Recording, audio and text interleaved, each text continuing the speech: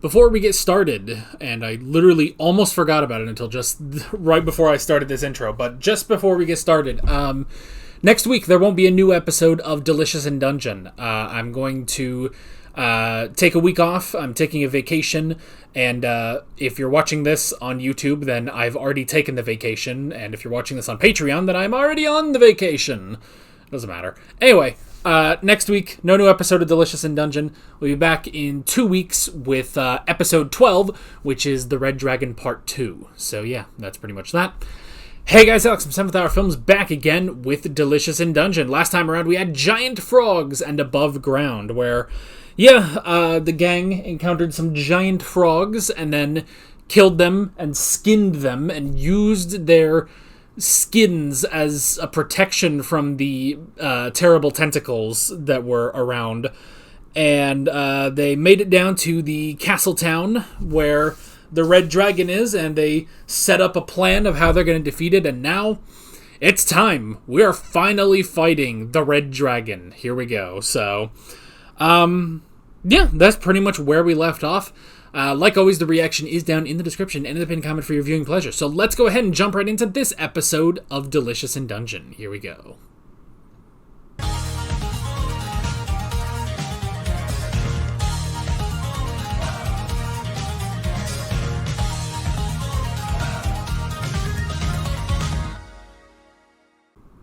Well, what a time. What a time. I swear every time I'm like, you know what? It's time to take a vacation.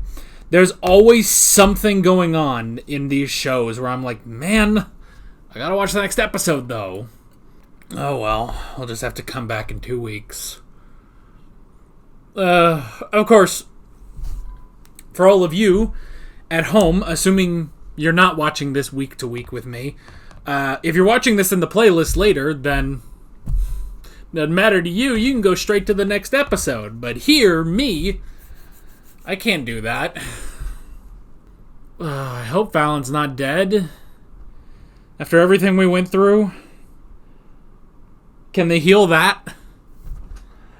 I mean, who's to say they can't, you know? Although, I think they might have said, like, at a point, she would just be too digested and she would just be gone, you know? There's nothing to fix, like, I don't know. I don't believe that this is the end of Fallon, you know? Maybe she got out, but why would she leave her staff behind? Why would she, I don't know. Maybe, I don't want to believe that she's dead. Something's got to be going on, because this is obviously Red Dragon Part 1, you know? So there's got to be something with this, you know? There's got to be something more. What if Fallon was reborn, you know? There's a pimple on the back of my head, and every time I comb my hair, it hurts. Well, luckily that'll be gone in a while, so I don't know. I mean, I guess it makes sense that we can't just have a clean, you know, we saved Fallon and now we're done. It's just like, obviously there's more show. There's more show. I assume there's more manga too. So we just gotta, I don't know, man. We just gotta see what's going on next time. What a bloody episode. You know, I mentioned before the whole thing of, like, you know, the fact that this show is rated on Netflix as TVMA, I find to be a bit ridiculous, because this show, for the most part, I think is fine. But this episode was pretty bloody. I mean, a lot of ratings can just be pretty dumb, you know? Like, the rating system of shows and movies can be pretty stupid sometimes, you know? So, I don't know, like, if, like, let's say, for instance, like, if there was a kid or, like, a, you know, teen to preteen watching this, I think they would be fine. Like, I've seen anime where it's just like, no, I don't think teenagers even should be watching this, but this, I think, would be fine. It's just that this episode, very bloody. But even then, it's like, it's the blood and guts of a dragon. It's not... Well, granted, Laios did lose his leg. Laios did lose his leg. Thankfully, they were able to put it back. But still, that's a pretty graphic image of just holding his severed leg and just be like, I got it, let's go, but I don't know. You know what? I wonder, I don't know, I assume Japan also has a rating system similar to America's, which is what Netflix would be based on. So, I don't know. I wonder what this would be classified in Japan, And presuming... I guess I can look that up, maybe? If I just go to, the Wikipedia page for Delicious in Dungeon. Oh, is it a completed story? Oh, yeah. It ran from 2014 to 2013. Or to 2023. Sorry. Huh. That's interesting. Yeah, so it did air on... just TV, basically. Tokyo MX, Sun, KBS, TVA, ATX, and BS11. So, that's the thing, is this did have to run on television, but, it was in the Harta magazine, formerly known as Fellows, a Japanese seinen manga magazine, published by Enterbrain. Does it have, a demographic, specifically? I don't know. I don't know what this would be necessarily classified as, but I wonder if it has maybe a different rating than what it is on Netflix. Because, it's TVMA on Netflix, but this aired on, Japanese TV. Now, granted, there are obviously channels and, specific times of the day in America where, you can get away with doing more gory, more darker stuff. But again, it really just is in this episode that it's specifically this episode where it's yeah, they take some damage. They get into a fight and a half with this friggin' dragon. So,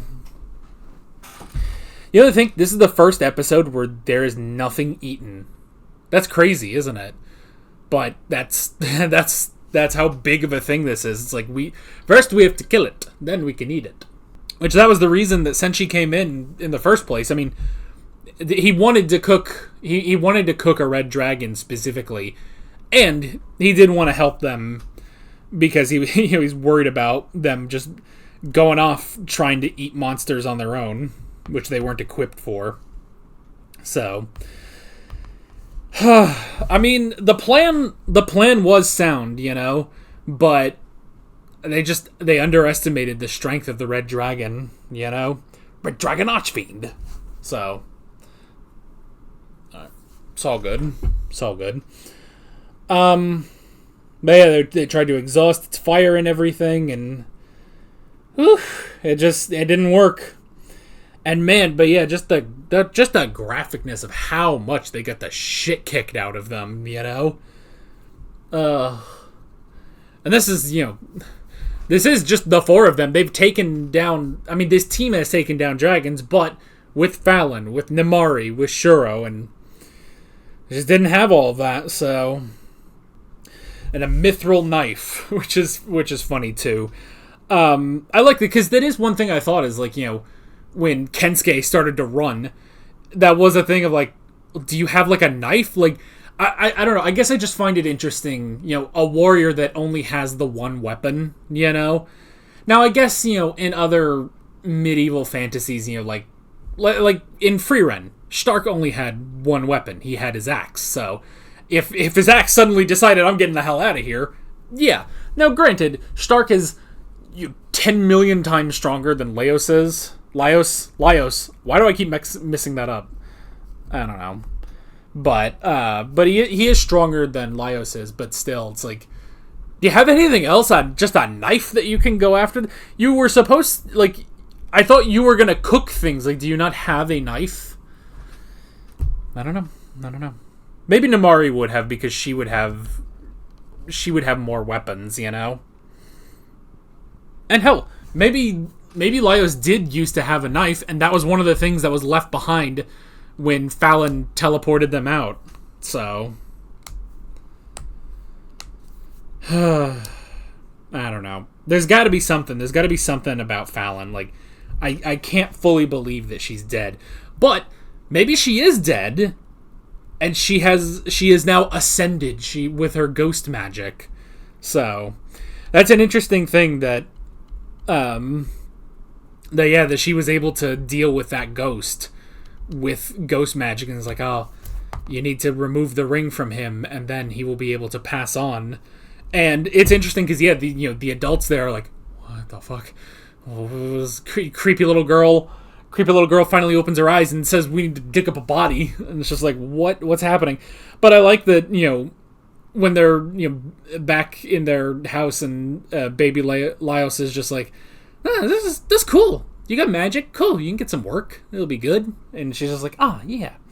Now, it's interesting, too, because it's like, they had pretty much been together for so long. But there was that little moment of, maybe it'd be better if we went our separate ways, And it's just like, I don't know. Because that seemed to be when they were, adults, but obviously they went their separate ways when she went to magic school, and she would write him letters. But now there seems to be this other part where, as adults, they went their separate ways. But obviously we know they came back because they were part of the same team that went down in this dungeon and faced the Red Dragon before. So, I don't know. That's a very curious thing. I wonder if we're going to get more of that. So, oh boy. I don't know. And they healed up all the wounds. I do like... There is just something funny about, like, Marcel is really good with magic, but she's not the best. And so everything she ends up doing, it's like, you're just, like, a little bit off of, like, like, yeah, if Fallon was there to use healing magic, it wouldn't be as bad. But because it's Marcel doing it, they friggin' writhe in agony until their wounds are healed, And, lucky for Laios is just, his leg was itchy after he did that, which is funny, so. But hey, he got his leg back. He did get his leg back, thank goodness. Thank goodness they can do that, so. Oh, boy. And then, just searching through the guts. I mean, this thing, like, it is interesting, because, like, I feel like the perspective is a little wonky, because it's like, you see it, like, laying down, and you see them standing next to it. But then there's like a good 10 to 20 foot tunnel that they bore into this thing. Like I figured you would have hit the back of the beast already, So, oh man, but they sifted through so much. I don't know. I mean, maybe it's like Jabu Jabu. It's just like it's like the TARDIS. It's bigger on the inside, Jabu Jabu, the Red Dragon, the TARDIS, they're all the same thing, honestly. So, now the crazy thing is, how many of you understand the Doctor Who reference? How many of you understand the Zelda reference? If there's any of you out there who does understand all three references, which is Delicious in Dungeon, Doctor Who, and Zelda, 10 points. You can't do anything with those points, but 10 points. So, yeah. Oh, but is Fallon dead? Is Fallon really gone? Or is there some sort of mystery, some sort of chicanery going on? We'll have to see, unfortunately, in 2 weeks. So, yeah, it's a heck of a time to stop, but that's just how it is. So, I'll be back in 2 weeks, and we will continue on with Delicious in Dungeon. We'll probably might finish the season before I have to go on another break, so I don't know, but we'll see. But that is basically it. With all of that being said, I'm Alex from 7th Hour Films, and I will see you guys next time. Take care.